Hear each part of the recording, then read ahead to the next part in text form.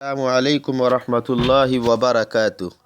ایک عزیز نے معلوم کیا ہے کہ آئی برو جس کو بھویں بولا جاتا ہے، کیا اس کو باریک اور خوبصورت انداز میں بنا سکتی ہیں لیڈیز یا جینٹس؟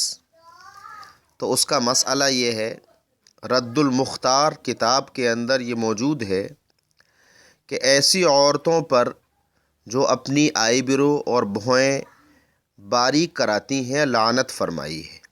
تو معلوم ہوتا ہے حدیث شریف میں منع آیا ہے کہ بھویں باریک کرنا اور دونوں بھویں یعنی آئی برو کے درمیان ایک الگ انداز میں ایک بناوٹ بنانا، یہ سب بالکل جائز نہیں ہے، درست نہیں ہے۔